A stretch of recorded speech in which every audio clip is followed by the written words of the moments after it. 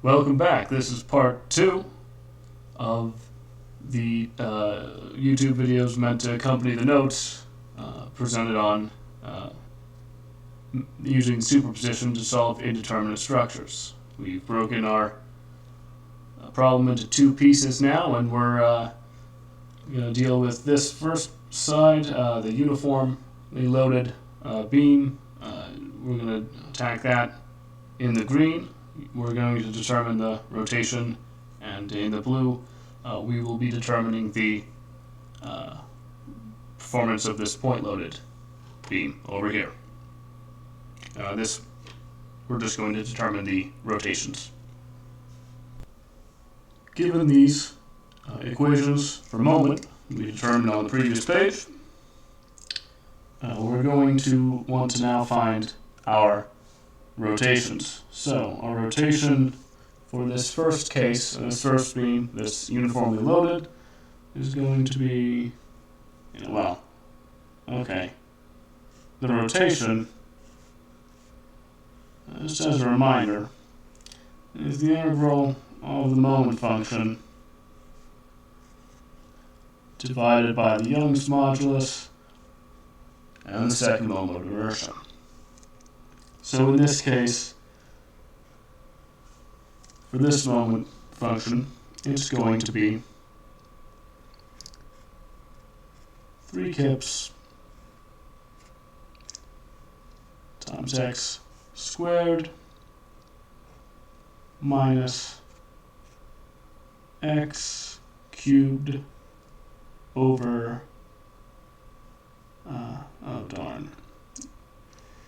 6 feet kips plus some constant of integration. I'm going to call this C1, even though we've already had a C1 because that was immediately dismissed. This C1, however, will not be so easily dismissed because we don't have any boundary conditions that are telling us what the rotation is at the beginning or end or middle or any point all along here. No clue what it is.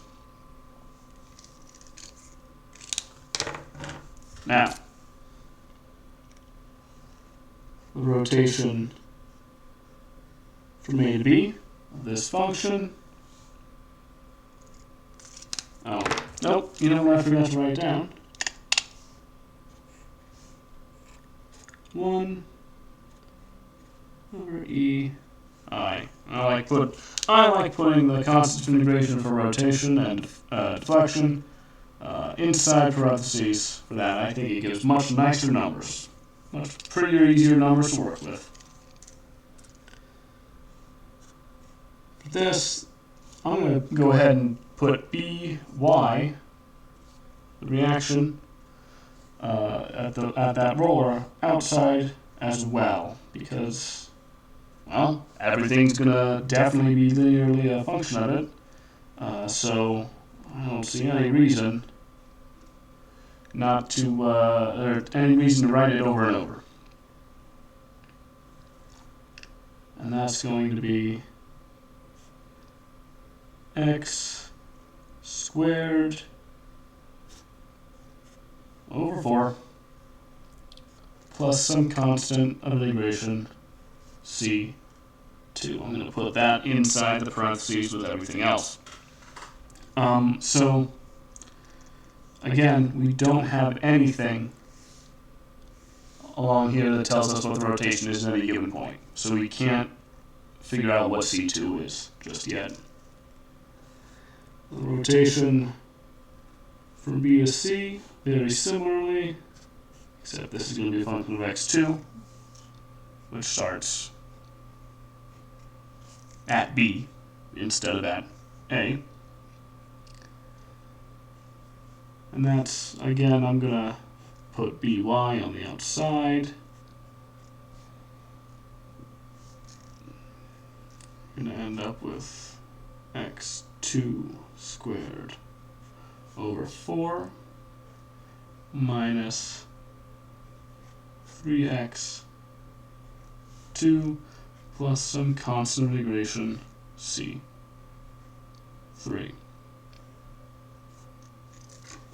So we do have a boundary condition that's going to tell us what C3 ought to be, right? C3 is going to be told to us because, and this is going to look like a silly tautology, but it turns out that the rotation at B is equal to the rotation at B. That's not as silly as it sounds, because obviously there's hinges and things that introduce discontinuity to the rotation, but in this case, we don't have a hinge at B. So whatever rotation we get for B has to be the rotation there. So that's going to be the rotation of AB if we enter 6 feet. And that's got to also equal the rotation from B to C if we enter 0, which will just be C3. And this will be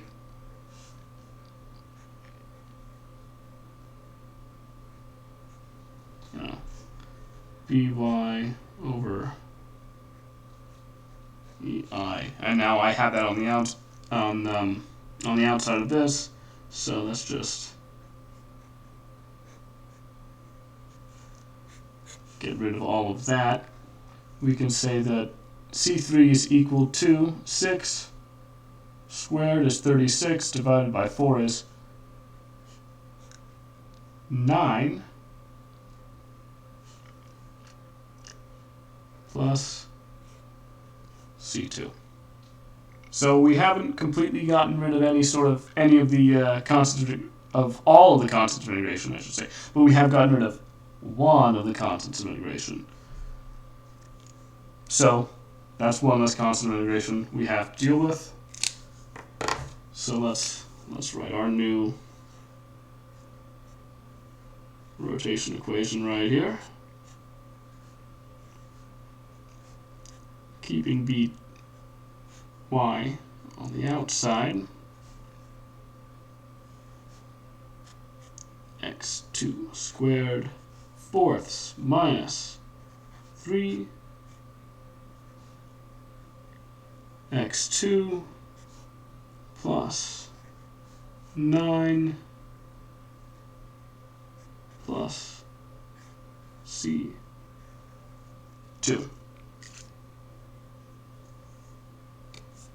All right, now let's find the deflections.